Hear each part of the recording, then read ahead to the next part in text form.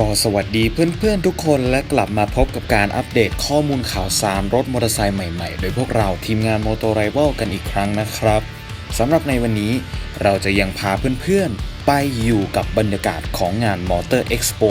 2019 โดยสิ่งที่เราจะพูดถึงในครั้งนี้ก็คือเหล่าซุปเปอร์ไบค์ที่ได้ชื่อว่าแรงที่สุดในงานทั้งหมด5คันด้วยกันซึ่งมันจะมีคันไหนบ้างเรามาว่ากันเลยครับอันดับที่5 MV Agusta F4 RC รถมอเตอร์ไซค์ซุปเปอร์ไบค์จากประเทศอิตาลีที่มีจุดเด่นคือความสวยงามราวกับเป็นงานศิลปะเคลื่อนที่ได้โดยขุมกำลังของมันนั้นนะครับก็จะเป็นบล็อก4สูบเรียงขนาดความจุ998 cc Double Overhead Camshaft ระบายความร้อนด้วยน้ำที่สามารถทำกำลังได้สูงสุดถึง205 PS ที่ 13,450 รอบต่อนาทีพร้อมกันนี้ยังเคลมแรงบิดสูงสุดไว้ที่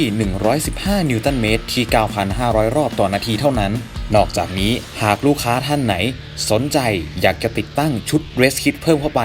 ตัวเลขแรงม้าสูงสุดของมันก็พร้อมจะขยับขึ้นเป็น212 PS ที่ 13,600 รอบต่อนาทีทันทีโดยทั้งหมดที่ว่ามานี้จะมาพร้อมกับน้ำหนักตัวไม่รวมของเหลวแค่เพียง183กิโลกรัมเท่านั้นนอกจากนี้นะครับถ้าหากเพื่อนๆจำกันได้เจ้า F4 RC คันนี้ก็คือรถมอเตอร์ไซค์ที่แพงที่สุดในงาน Motor Expo 2019 ด้วยราคาค่าตัวที่สูงถึง 2.4 ล้านบาทเลยทีเดียวมาต่อกันที่อันดับที่ 4 ซึ่งก็คือเจ้า BMW S1000 Double R รถมอเตอร์ไซค์ซุปเปอร์ไบค์ใหม่ล่าสุดและใหม่ที่สุดในงาน Motor Expo 2019 ที่มีจุดเด่นคือทั้งหน้าตาภายนอกและชุดฮาร์ดแวร์ภายในต่างก็เป็นของใหม่ที่ถูกปรับมาจาก S1000 Double R โฉมที่แล้วทั้งหมดโดยเฉพาะอย่างยิ่งกับเครื่องยนต์บล็อก4สูบเรียงขนาดความจุ999 cc Double Overhead Camshaft ระบายความร้อนด้วยน้ำของมันที่ได้รับการติดตั้งชุดระบบวาล์วแปรผันฝั่ง ID Shift Cam มาแล้วเป็นที่เรียบร้อยซึ่งโดยการติดตั้งออปชันนี้เข้าไปจึงทำให้เครื่องยนต์ลูกนี้สามารถทำแรงม้าได้สูงสุดถึง207 PS ที่ 13,500 รอบต่อนาทีพร้อมกันนี้ยังเคลมแรงบิดสูงสุดไว้อีก113นิวตันเมตรที่ 11,000 รอบต่อนาทีและมีน้ำหนักตัวให้แบกแบบรวมของเหลวแค่เพียง197กิโลกรัมเท่านั้นด้านราคาก็เบาๆครับสตาร์ทแค่ 1,20,000 บาทเท่านั้นเองอันดับที่ 3 Kawasaki ZX-10R รถซูเปอร์ไบค์ร่างถอดเกราะของราชันศึก WSBK ZX-10 Double R โดยขุมกำลัง4สูบเรียง999 cc Double Overhead Camshaft ระบายความร้อนด้วยน้ำของมันนั้นจะสามารถทำกำลังได้สูงสุดถึง213 PS ที่ 13,500 รอบต่อนาทีเมื่อแรมแอร์ทำงานเต็มที่ไม่เพียงเท่านั้นยังเคลมแรงบิดไว้อีก 114.9 นิวตันเมตรที่ 11,200 รอบต่อนาทีซึ่งถือว่าสูงมากเลยทีเดียวเมื่อเทียบกับ2คันก่อนหน้านี้แต่น้ำหนักตัวเมื่อรวมของเหลวของมันก็ถือว่าสูงเช่นกันครับเพราะเคลมไว้ที่206กิโลกรัมส่วนราคาก็เบาที่สุดแล้วครับใน5อันดับนี้นั่นก็คือ 930,000 บาทเท่านั้นอันดับที่2 Ducati Panigale V4Sรถซูเปอร์ไบค์สัญชาติอิตาลีที่น่าจะเป็นหนึ่งในดวงใจของใครหลายๆคนโดยเจ้าพานิกาเล่คันนี้ก็จะมาพร้อมกับคุ้มกำลังแบบ V4 ขนาดความจุ 1,103 cc ที่สามารถทำกำลังได้สูงสุดถึง214 PS ที่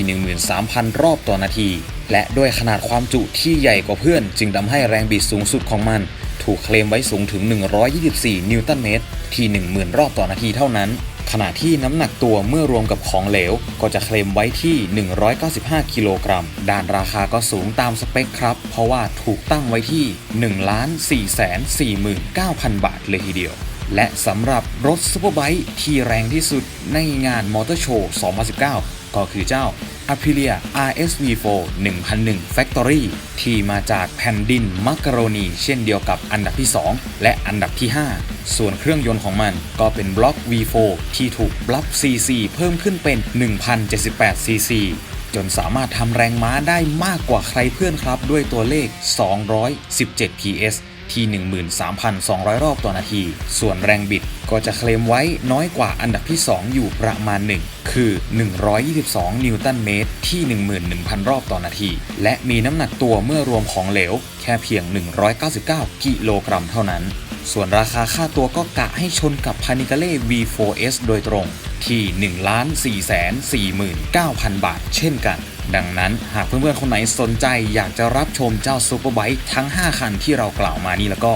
รีบไปได้เลยครับที่งาน Motor Expo 2019 เพราะเหลืออีกเพียงไม่กี่วันงานมหกรรมยานยนต์ที่ใหญ่ที่สุดในช่วงสิ้นปีงานนี้ก็จะปิดตัวลงแล้วและหากเพื่อนๆไม่อยากพลาดการอัปเดตข้อมูลข่าวสารในครั้งต่อๆไปยังไงก็อย่าลืมกด Subscribe และกระดิ่งแจ้งเตือน YouTube Channel Motor Rival รวมถึงกด Following พร้อมกด Scene First Fanpage Facebook motorrival.com ของพวกเราไว้ด้วยนะครับสำหรับในวันนี้กระผมแอดมินจอห์น Motor Rival คงต้องขอลาเพื่อนๆกันไปก่อนแล้วพบกันใหม่ในคลิปหน้าสวัสดีครับ